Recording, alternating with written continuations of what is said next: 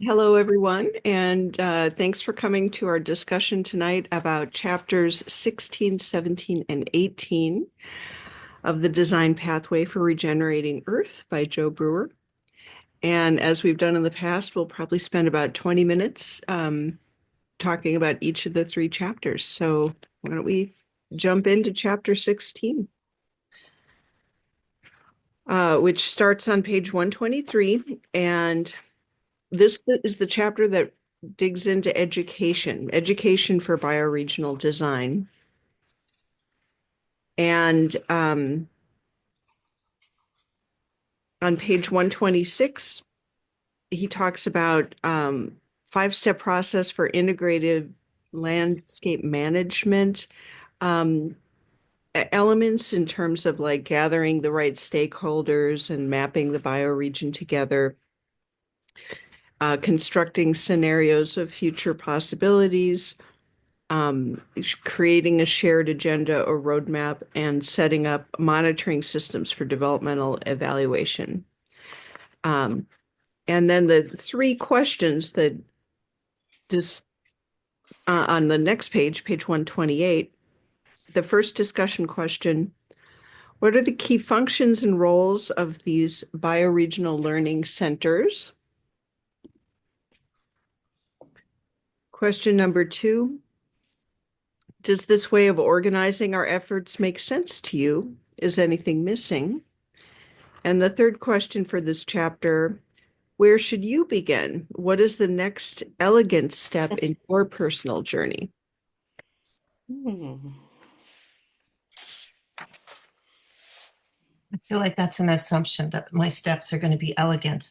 I feel like sometimes, we can't be afraid to make a wrong step or just start. But and those five steps, they're so short and concise. It's so much. It's really a lot, right? Um, I don't feel like anything's missing though. And the important thing is to be in right relationship with the land, right? And the surroundings, your landscape, the other beings. Those are my initial thoughts. I I thought it was oh, Joan, you and I were talking about synchronicity earlier, and it's a little bit of a synchronicity because at noon hour on the I don't know if it was called an immersion. I get mixed up with some of the events are, but it wasn't organizing a learning center. It was kind of starting to do immersion events, and it was a parallel steps, but not quite as complicated because it wasn't all about learning. But I just thought I'd note that for the people who were there, or if you weren't there, to grab the recording and look at the similarities and the differences. Thanks, Michelle. Vivian. Uh, I think the first question, what are the key functions and roles of these bioregional learning centers, was a really deep dive for me because in order for me to determine what are the roles and functions, I had to get a better idea of what a bioregional learning center is. And while I've been reading and reading about it, I've read pages and pages and all these different, ideas about what it is. And so I found a definition that I really liked, and it was this: a hub for collecting, synthesizing, and disseminating information about a specific bioregion's resources, people, and ecosystems to promote understanding and foster holistic thinking. I've heard Joe talk a great deal about holistic thinking, and I like the idea of the hub because you think of the center of a wheel, Mm. and maybe the spokes could be all the different organizations and endeavors and groups that exist to facilitate building a learning center. But this definition helped to contextualize the idea for me in that I stopped thinking of a bioregional learning center as a place or a specific address, not just a place, but rather a Yeah. principle, an organizing principle.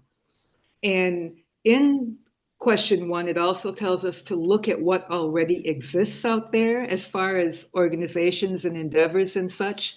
And he said a lot of this work has already been done. So that really encouraged me to look and see what is out here.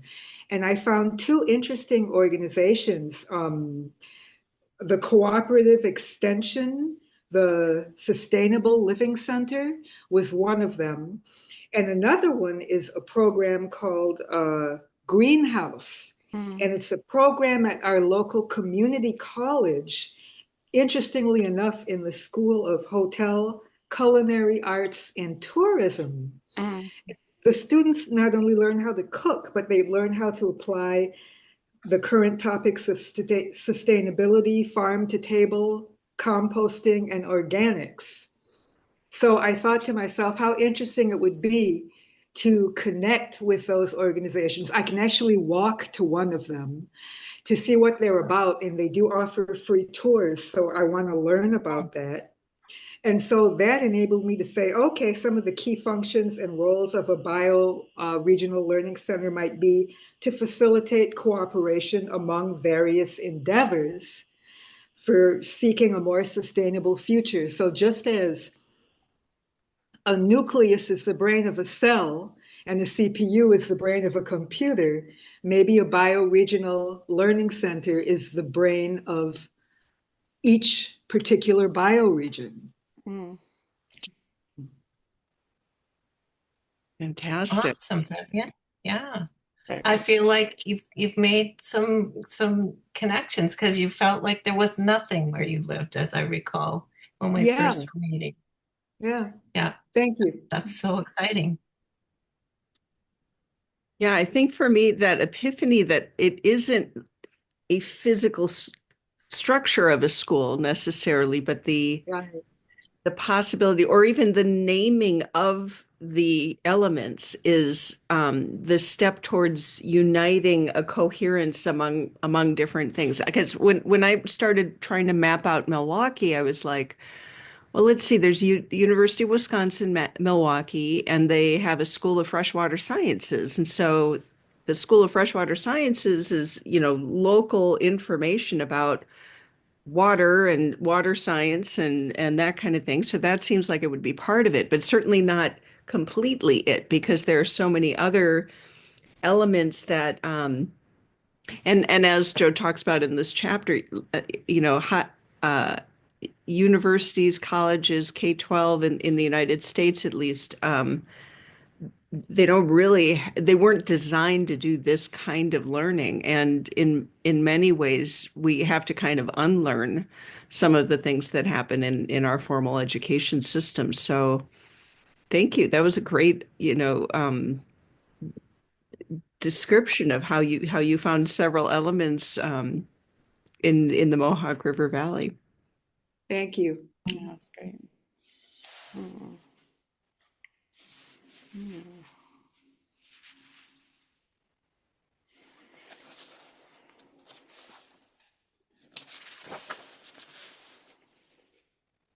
I made a note about the passport on page 126. And I mean, I've been reading a lot of following Joe's work for a few years, and so some of it is, kind of seeped into the way I think about a lot of different things, and I don't consciously think about it. But the in October um, of last year, my sister and I hosted an event called Regenerate Milwaukee, and she made these passport booklets about the permaculture principles, the 12 permaculture principles. So they were permaculture passports that we were trying to use to like collect stories about permaculture things that are happening in Milwaukee, in the area. And it didn't work out great, but like the idea of trying to kind of collect stories or have, a way of the choose your own adventure aspect of the way that this kind of learning, I think, needs to be, it has to be designed for us to find the information we need when we need it, not necessarily the kind of top-down teaching that a lecturer on the sage on the stage that's explaining things to 100 people at a time. It's not that, it has to be the experiential, embodied, the learning with other people intergenerationally while you're doing it multiple times and often, tied to ritual, tied to kind of the seasons and growing food or fiber or building homes or the uh, anyway, I was excited about the passport idea. I was reminded about that and trying to think about how I might use that in the future for different kinds of storytelling or uh, you know, building awareness about what's available here or what people are already doing here. Hmm. Hmm. Yeah, Michelle. So I'm just curious about the past, um, the past book that you said, because what it made me think about, and it's probably different, is when my kids were little, I used to do scavenger hunts for birthday parties, Hmm. and like one of them would be like they had to bring back something alive, and one of them went out with her grandfather and they brought back a snapping turtle, which was maybe put the turtle back where it came from, um, but I was thinking, I mean, I was thinking also of mapping because there's the mapping guild, right? That there is a function with the mapping, but I also was thinking like if you were to do a list of kind of identify a confluence or find a bird that's only here in the spring. That applies maybe to some other places as well, because um, we have migrating birds sometimes that are passing through, and then there's birds that aren't there in the winter. But yeah, I was curious as to the difference between a pass book and a scavenger hunt, but it also seemed to be um, something you could almost do with a group of people to try to do what Vivian did. Like instead of Vivian's, maybe you're not doing it by yourself, but you found out a lot of things on your own. But if you were to have a few people and have everyone have a list of 10 things that they're looking for or something, I don't know. Hmm. And I You like like that, like gamification, like the scavenger it? hunt or the Pokemon, searching for things or geocaching or, these ways of um, the adventure to it, the playfulness.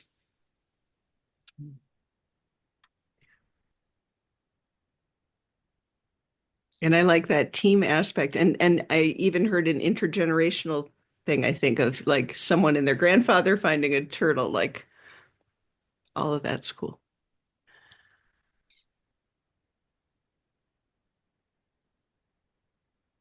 Yeah, it would be nice, I think. I think there are a lot of places, certainly around here, it's very urban, right? And they're doing a lot with restoring the rivers and I'm just sort of getting a little bit more engaged in sort of understanding who some of the major players are, and there are people who are sort of a hub, if you will, of a number of different activities that includes everything from restoring the habitat for the fish in the rivers, monitoring water quality, the floodplain, all those kinds of issues, but also a lot around education and I'm curious, it just seems like there are probably schools that are using these areas or that could have access to these areas easily. And so I think incorporating some of the kinds of things that we were just talking about into,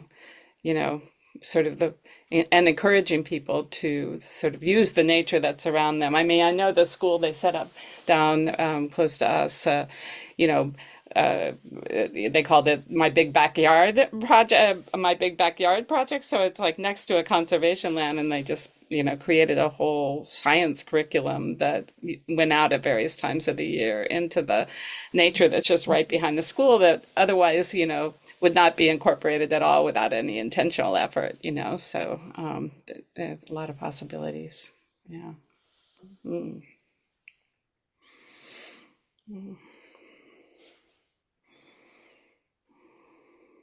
Oh, Michelle, I love that. Yeah. Do you want to say more about that? Well, it was kind of riffing off of what Vivian said is the metaphor, right, of a scavenger hunt. So so I used to teach social service worker students, and of course you have to tell them all about not using AI, and then they need to understand academic research. And the reality is you got to look like really wide and broad, like it's a huge base of a triangle to get whatever you're looking for, and I think it can be really frustrating. But the reality is somehow this learning center it is a scavenger hunt, right? Like when we were talking about the mapping guild, they're talking about the layers and who's looking after food security and as you were saying, like who's teaching? Like the forest schools probably are teaching kids really interesting things that maybe they should run a class for adults.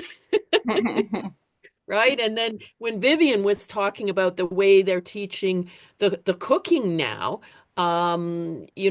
is there somebody who's teaching people how to cook what they forage? Like, yeah, it does open it up as if as if it really is a scavenger hunt. No, whether you play it that way, um, but maybe when it starts getting a lot of leads that don't lead anywhere.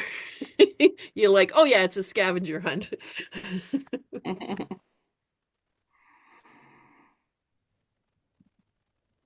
Well, perhaps we should transition to our second chapter we're going to discuss tonight, chapter 17, which begins on page 131. And this is, it's almost like he alternates the sad chapters with the hopeful chapters, but this one gets into carrying capacity and overshoot. And Overshoot Day in 2025 was in March. Like when he wrote this book, It was a lot earlier. Yeah, because it was in July in this book. Yeah. yeah, that's something I It's terrible. noticed when I was reading this. But here he talks about, the sustainability, like cities are inherently unsustainable. And so, kind of the long-term vision of a place like Milwaukee um, is not in the cards, in terms of the longer term uh, the ability to support the populations that we currently support. Um, and on page 133, there are the four diagrams of different possibilities of pasts and their futures. Four models by William R. Caton Jr. from his book Overshoot: The Ecological Basis of Revolutionary Change. And then also in this chapter, we get into, the possibility of human extinction as well as the more than human extinction, and kind of thinking about maybe I'm getting ahead into the next chapter here. But on page 138, we've got our three discussion questions for chapter 17. The first one, what is ecological overshoot? How is it different for a local ecosystem versus what humanity is now experiencing on the planetary scale? The second question, what kinds of evidence do you find most compelling for the claim that humanity is currently in a state of ecological overshoot? And the third one, in a state of ecological overshoot, how might humanity avoid extinction during the collapse part of the pattern?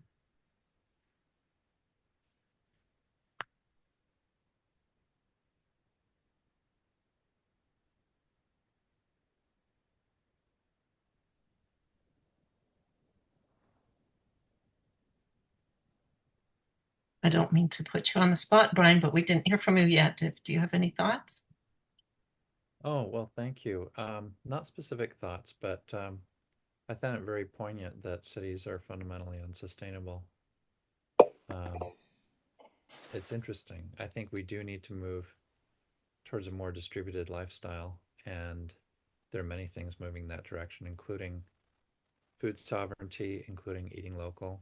Hmm. We're actually considering getting a property that could become a food forest that already has some trees and vegetables and whatnot.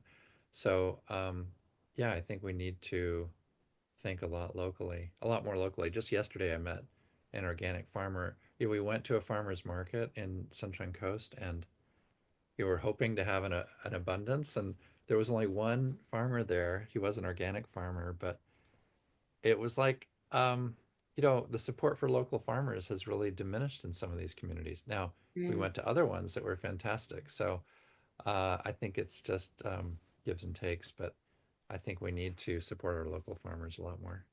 So I'm Mm. in favor of, now that you've got internet everywhere, pretty much, I think we can live in a more distributed and agrarian lifestyle. Mm. And yet another possibility is that we won't have internet everywhere. Like the some of the technologies that we're used to right now might not be sustained. We'll have to figure out ways of sustaining them through collapse as well. Good question. Yeah, that is a good question. I think when it comes to Wi-Fi, and a lot of different countries are doing satellites now, um, I'm optimistic based on the last 40 years. But, it has to be decentralized. And the internet is designed to be decentralized. So it's designed to withstand nuclear war, God forbid. Mm. Um, so I'm optimistic about that part. But I think, yeah, solar, local water supply, well water, increasingly self-reliant. I think that is required. Thanks. Mm. And Vivian, sorry. Oh, I'm in shock now because I mean I kind of knew that was going to be happening with the internet, that it might be problematic, but that's very traumatic to me because I'm addicted. I mean I'm online like 99 hours a day. And I don't know about that. But something that Brian said about farmers market and being more supportive of them. I myself, I can walk to our farmers market and I love to go. I'm a senior, and so, like, for instance, I can get these coupons that will allow me to get free items at the farmers market, but they're all fruits and vegetables. Mm. And I'm on a carnivore diet. Mm. So, Oh, um, don't hate me. I mean, I've had people on Twitter, like I had a death threat because, they were like, "You're evil. You should only be eating vegetables." But that's not how it goes for me. But anyway, I can't afford to buy grass-fed beef at the farmers market. I want to support them, and I'm so grateful it's there. I'm not a fan of Walmart. It's cheaper at Walmart, but I find that I have to find a grocery store where I can get maybe not grass-fed meat and things like that. So, you know, my experience with farmers markets is that they're more expensive than anywhere. Mm. So it's like, how are we supposed to deal with things like that? Mm. Mm. It's a good question. Here in Australia, we have a duopoly between Woolworths and Coles groceries, and it's strange because they always support it costs like $1 to $2 per avocado, even if they're burying avocados in northern Queensland, just as a reference price. And we have seen some local produce providers when they're in season starting in May, they just like it's nine for $1. And so it's just day and night. And I I think the duopoly challenge, I mean, they're making billions of dollars off the backs of um, regular Australians. And so I really think there's a need for diversity, and the more local we can get, the better. There's a need for transparent value chains from farmer to home, and it's missing right now here in Australia, at least. Mm. I except for just want farmers to markets. say that that capitalist, that extractionist thinking and the competition that has to go. We need empathy. We need to have place value on the people that create and grow the food that it's missing right now. And we actually do most of our shopping at farmers markets. We're really fortunate because I can't stand shopping at. We have similar to Australia, very much dominated by certain chains that, um, in fact, are in legal challenges in lawsuits because of price fixing. And yeah, but for sure, the other piece, what goes to me that isn't necessarily just the Wi-Fi, it's the electricity grid. I mean, when we see floods and catastrophes where the power's gone, and that's, so I think this is what we may be dealing with, right? Is that there may be inconsistent power, not just lack of Wi-Fi. And the networks themselves being someone mentioned Vivian mentioned Twitter, and when Twitter got purchased by Elon Musk, and then it became a political tool, and it does, it has algorithms and things that I perceived my social media to be some sort of democratic tool that originated, and it's something we get to use. And then you kind of realize, well, maybe, my message might not be valued by the algorithm. So I'm getting advertisements and other kinds of content, and I'm not necessarily, my voice isn't necessarily as loud as other people's voice because of different, structures that are kind of baked in, as Joan said, in terms of like, for a profit motive rather than, to create transparency or a fair way, as Brian said about having a duopoly or an oligopoly, I think is what they say in the United States, in terms of the way we have just a handful of players in the industry. Michelle has been polite, patiently with hand Oh up. no, very all interesting things. I did like the relationship based food. My husband teases me because when I go to the market, it takes longer because I talk to everybody, and I met someone and we're giving her advice on mending their mitts, right? Because they were made by an indigenous person and ripping. It's like you got to get those fixed, and all these important relationship things that go with it. But it takes it's like slow cooking, but it's also slow shopping, right? But I was thinking, Vivian, on that scavenger hunt thing, that if we had started collecting people, we could start sharing. Like for a while, we had a farm. It was an urban farm. It was at the edge of the river in a city in Cambridge.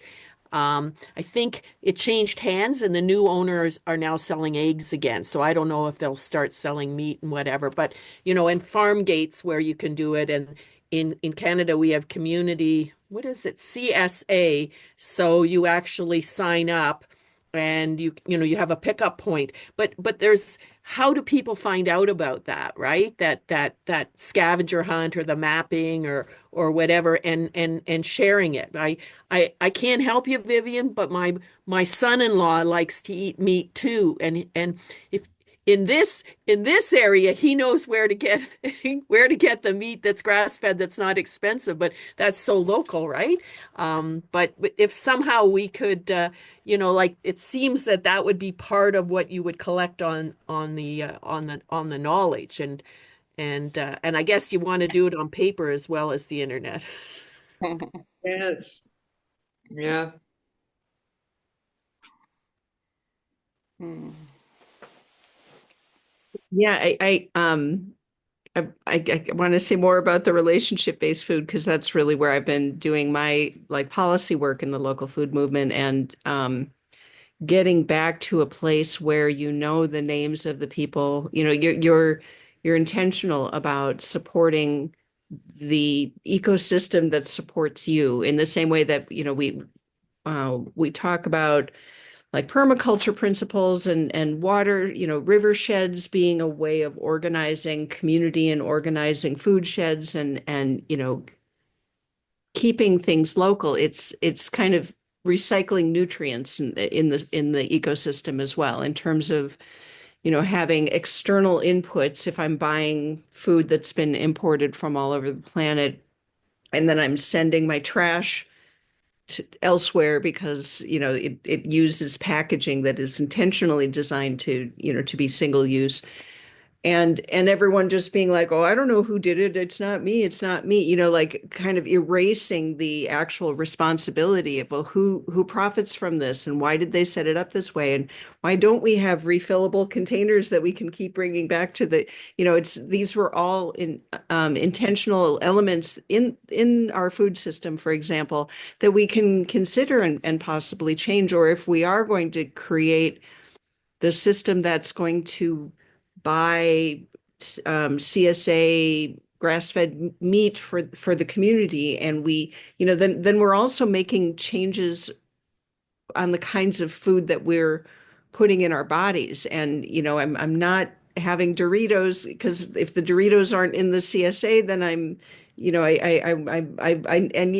for a lot of us, changing our diet to eat, which is what we should be doing, having Mm. less Yes. processed foods and more fruits and vegetables. But like it has a lot more labor component. Someone slicing and cooking from scratch, and that's not a bad thing. It's just recognizing that we value labor that contributes to the local food system in a way that we want it to be sustainable. Yeah. And Um, I'm sorry, I dropped the idea of the slow food movement is something I was also yes. doing a Yeah. decade or more ago, and the idea of, being intentional about fostering, not like naming the elements in the network, but then how do we invest in that, even if it currently costs more, but there will also be possibilities where, because of the collapse of globalized food chain, access, that it becomes comparably priced. I mean, in eggs in the United States, for example, organic eggs were the same price as the other eggs, so sometimes market forces are going to create those sorts of conditions as well. Well, with the pressure here in Canada with the tariff, that on again, off again tariff war between Canada and the United States. But the Most, market prices were less impacted. Right? And that may be a short-term thing. But I was also thinking when you said the slow food, it also crosses into slow fashion. Because clothing is it's a hugely wasteful industry, and there are some slow fashion and those are often local, right? And making it very fashionable to say, instead of, and this may be, I don't know, Brian, this may not be a guy thing or it may be a guy thing, but instead of like, wow, is that a new top? Say, wow, it's wonderful. You're wearing that dress again. It's a great dress, or, pants or whatever. But it's like the food, but also other things can be, buying local and go the slow route. I gotta share with you, we missed the farmer's market by an hour, but we saw this guy packing up pineapples and fruits in the back of his pickup. So we went over and walked over and said, "Where's the farmer's market?" Oh, it said, "Well, closed an hour ago." And he said, "Well, so we had a 20-minute conversation. Turns out he was the only organic grower there. And so we ended up buying a whole bunch of vegetables from him right off the back of his pickup truck, and mostly fruits. And the feeling I got, because he was so down to earth, he'd been doing this for 30, 40 years. We learned so much about his experience with the soil, and um, the neighborhood, because we're looking at moving into that neighborhood and we're kind of testing out the farmers market as part of this. So I would say the cultural and social and connection value was Mm. worth more than the fruits and Oh, vegetables that we bought. That's 100%. it was it was 100%. really wonderful. Mm. Before we move off this, I just to do with carrying capacities, I just want to do a plug because I went to a session that Bill Bowie organized that was featuring the Devon Donut, and it's to do with municipal carrying capacities. It sounds so high level and complex, but actually it's a fascinating, I really recommend watching the recording of that session because they came up with local ways to look at how to be sustainable. They came up with categories that they put into this donut, and then they didn't worry so much about it being measurable. Ideally, it would all these things would be measurable, but it looked at social food, all the different aspects required for its sustainability related to the carrying capacity, and it's very interesting discussion. Well, thank you, Joan, because I was looking at that and realized I missed the first three, and I'm like, oh, maybe I have to watch the first three before I Yeah, watch that it's one. worth watching. Those are really worth. I watched the first one, and then I was trying to catch up, and I haven't yet, but I did watch that one live. That was on Monday, I think. Okay, yeah, thank you. And really, really great learning. And Bill Bowie is just a fascinating resource. He's in your area, is he not, Claire? I think he's in Amherst, maybe, Amherst, Massachusetts. I'm not Okay. positive. I'm not positive. There was something he was talking about the Mystic River. That's why I sort of There's tweaked. another Mystic River, which is the one in Connecticut, which Oh, is the one I think that oh, people are oh, referring to when maybe I say you're Mystic probably River. right. Yeah. Yeah, yeah. Hmm. Sorry. That was a bit of a tangent, but because we were talking about carrying capacities, I thought I'd mention it. No, that was that's actually really useful. That kind of covers the. I mean, I guess it's not surprising that we would find things in the design school that Joe discussed in his book, right? Like it Just is. He is kind of an intentional guy. yep. Well, with that, shall we transition to our last chapter for tonight, chapter 18. And on page 141, the beautiful dance of death in ecology. And again, I think this is maybe helping to soften the blow of like the realities about the carrying capacity, but the kind of death is a part of the cycles of life and the cycles of regeneration, the cycles of plant succession. And the questions that he poses at the end of the chapter, starting on page 145, question 1, have you ever experienced the death of a loved one? What was that like? How might this experience relate to living an invigorated and passionate life? The second question, what comes to mind when you think about the sequence of changes in an ecosystem, say from grassland to woodland shrubs? How is death involved in that process? And the third question, have you ever heard of agriculture being the blockage to ecological succession? How might food and other materials be produced in ways that don't have this feature to them? Yeah, Vivian. I just wanted to throw in here the whole um, de de-extinction of the wolf, the what is it? What kind of wolf? A dire wolf. Dire wolf, thank you. Because, it made me think a lot about that, thinking about the dance of death and everything like that, and what it could mean reintroducing a wolf that was here like last 12,000 years ago or something like that, I think I read. Um, and I actually posted a video to the website that said that de-extinction is really not possible and that the dire wolf of today is really a cross between a gray wolf and just some dire wolf DNA. So, um, I don't know. Maybe death isn't an issue if we could just bring everything back, but should we? I don't know. So this was a difficult chapter for me, and yes, I have experienced the death of a loved one more than once. Mm. And I can say that reading about Joe losing his sister, um, and spreading her ashes in a place that she loved, that was beautiful. And it's kind of helped me deal better with death.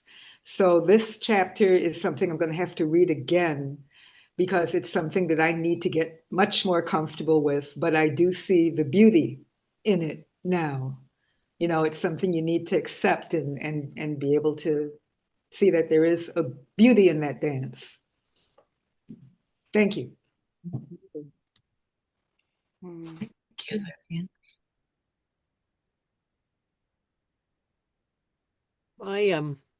My sister-in-law passed. It'll be a year, beginning of May, and she had a really very aggressive brain tumor, so it was very fast and debilitating.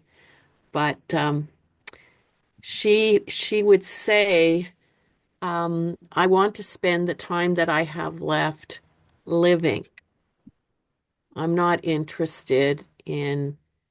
In it, like I want to be living, not dying. In Canada, we do have medical assistance in dying, and that's an option with certain debilitating diseases. So that's kind of a whole other discussion. But I was struck by how much, even though she had been a brilliant woman and quite healthy until suddenly she wasn't. And she's adjusting to loss of cognitive, loss of memory, using a walker, having balance issues, and yet um, she remained who she was. She was always this listening person, loving person, looking after other people, and it was just she treated it like it was a gift, and of course she was looking after the family to try to get them ready. And I guess that's a metaphor for the way that Joe asked that question in the book is we could spend this time in the unraveling, getting all distraught and unraveled, or we could say, well, as long as the ego's still here, or yeah, I agree with you, Vivian. I'm really uncomfortable about de-extinction. It sounds like introducing a bunch of invasive species, but leaving that aside, the ones that are still here. Yeah, yeah. Yeah, so I do a bit of work with George Church's lab, and this wolf, I think, I was around 10,000 years ago, and is really the combination of two canine species that existed back then, and they have some evidence for it. Um, I know that they're aiming to de-extinct the woolly mammoth, and they've Mm. already made a woolly mouse, and that's the name of their organization. It's Colossal or something. Um, I know that a lot of people are happy to de-extinct things that existed before. Humanity's got a great tradition of killing megafauna and wiping them out a few hundred years after their arrival, humans' arrival to a particular region. Um, so the biodiversity that we can demonstrate is encouraging, but it's no excuse. It's no substitute Mm. for maintaining biodiversity, Right. because really the an ecosystem's resilience is measured by its species diversity, and its strength is really if one species falters, another can take its place. And as we move further out in climate disruption, we're threatening a lot of the health of many of these ecosystems. So I'm in favor of getting it back to pre-industrial and even pre-humanity levels because we've done such a big transformation. Just a thought. Yeah. I was thinking about the last question around, agriculture. What was it? Agriculture being a barrier to, um, uh, I don't remember what it was, but I was thinking about or how it exactly was worded, but that there are, I did some work sort of looking at efforts in Puerto Rico after the Hurricane Maria, to really invest in and support organic local farmers that were using more agroecology, agroforestry methodologies. For thinking about sort of how do you create a more resilient, food system that is responsive and works with the land and the culture, that where people where where people live, and that a lot of the even they were talking about various kinds of funding coming in that was making assumptions about a kind of monocultural way monoculture planting system, which just is totally off base and would not work in that environment, right? But even if it did work, as we've seen in places where it does work, right? I mean, it I mean, the death of the soil, of the organisms, of losing the capacity to actually produce nutritious food, right? I mean, it really feels to me like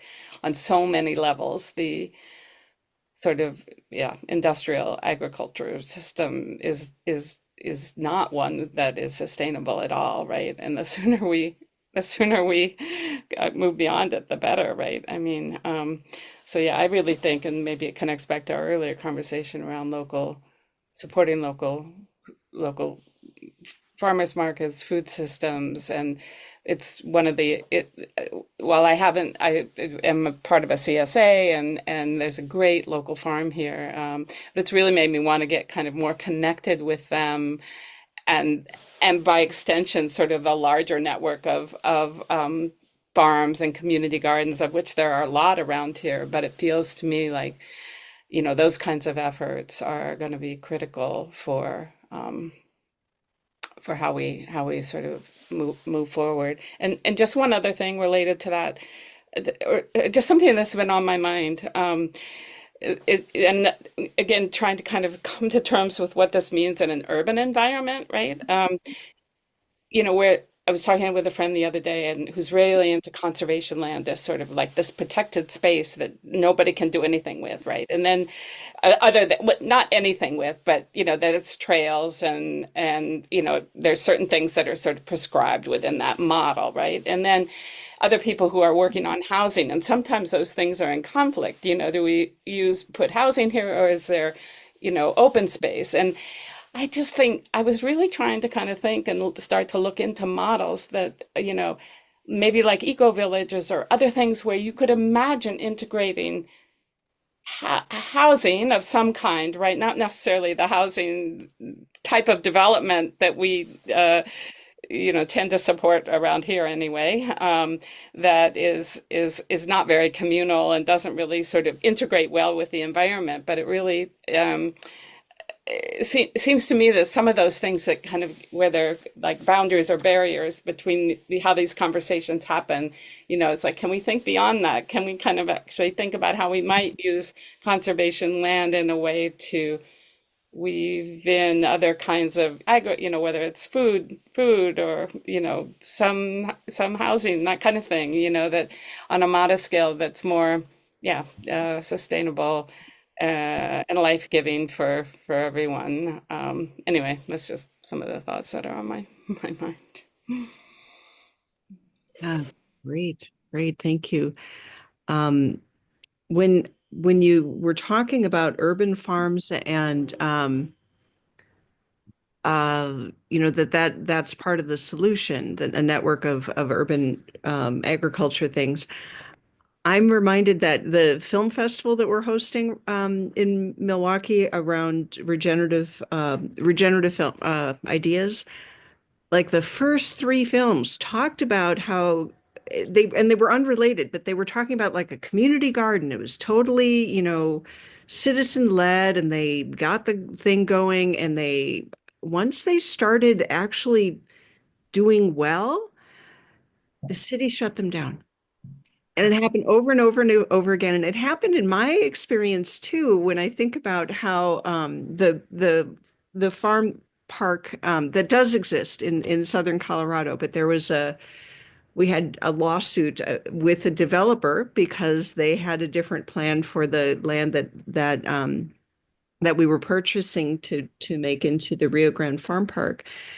And it occurred to me that, as Claire is saying, of course it makes sense that we should be, and historically we have been doing things like this. Like Brandis, in our permaculture design course, she was researching in the city of Detroit. They've been doing community gardens since the 1700s, so it's not a new idea, but it does threaten existing power structures, existing for-profit structures, existing ideas about, who should be able to grow food, and what do you mean if they start becoming, having food sovereignty, so to speak, in these ethnic neighborhoods. And is another way to think about it too. It's people of color who are and indigenous people um, that like the solutions are there, but we also have to like get over the things that don't want the solutions to be implemented. Vivian. Uh, I just wanted to mention, because since we're near the end of our time, but this is still in line with the whole thing about death, I found a video online that Joe did, and in it he suggested reading a book. He was talking about things like this, and it's called When Breath Becomes Air. I don't know if anybody's read it, but it's kind of based on the idea that when we breathe in, we think of air as being life-giving, but when we breathe it out, we think of air in a different way. But anyway, basically, it's about a young man who graduated from high school, went to college, went to school, 15 years of education, became a doctor, and a couple of other things. And then at the age of 35, he discovered that he had cancer and only a few months to live. So he and his wife, he decided to write his memoir, and he and his wife decided to have a baby. He died, and now his wife and baby are alive. And she married a man whose wife went through the same experience. Oh. But anyway, it's called When Breath Becomes Air, and Joe suggested reading it, and I like cried when I read about it, and I ordered the book. So now I'm scared because it's coming to me, but I'm going to read it. So just wanted to suggest that. And I am from Detroit. Co-ops were always a big thing, and community gardens and things like that. So you're absolutely right. I can relate to that. So thank you. Beautiful, beautiful. I just wanted to mention that, so in Ontario, we have land trusts, but the traditional land trust, they can't have housing. It's like if a land trust buys property, and quite often actually they'll demolish if there's a house or any kind of structure on it. But this is in conflict with, there are indigenous groups that want to establish land trusts, but part of the priority is to have housing as part of the protected land. And I feel like this is the shift that will take place. And I love the fact that it's kind of following the indigenous uh, way of thinking. It drives me crazy. I'm part of a land trust, and there's one person who keeps saying, oh yeah, we need to get properties, but we don't want to get too far into the conservation thing. And Mm. like, we don't want to worry too much about a plan to deal with invasives. And I'm like, what are we even doing here then? So it's very conflicted, and there's some very colonial parts of the land trust system that are very concerning and need to change if it's to be regenerative in any way.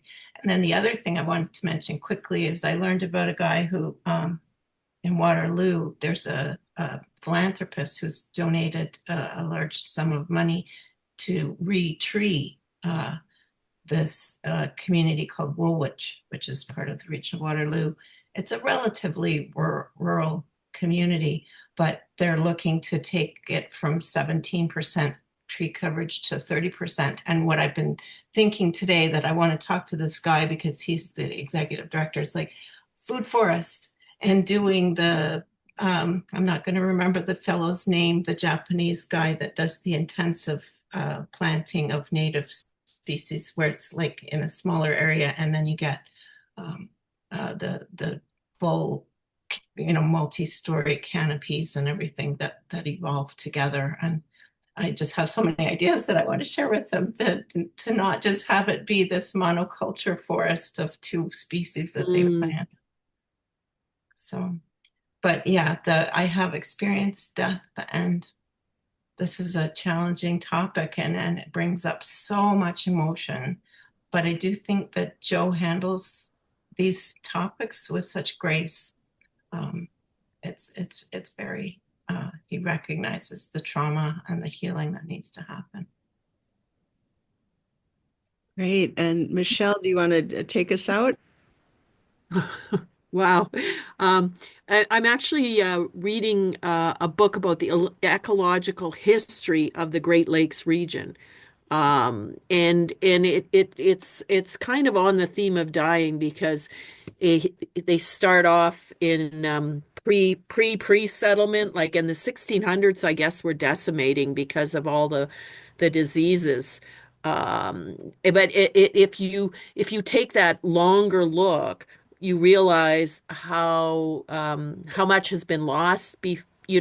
Like I can only see the difference between when I was a little girl and now. Although I was a little girl, I was born in 1957, so it's not like I have a short view relative to human life. But this is going back, like 600 years, and it does I mean it does tie in a little bit about that like all of the factors. Like somewhere in the book, Joe talks about or maybe it's in the sessions about selling off the parcels of land, right? That whole thing going off into parceling up the land. But that very long so we talked about slow food, and we talked about slow fashion and slow everything. It also is a slow look at that pace of change, which I suppose may make it be more of an opportunity at this time to to look to a slow start to a wonderful new transformation. Well said. Yeah. Yeah.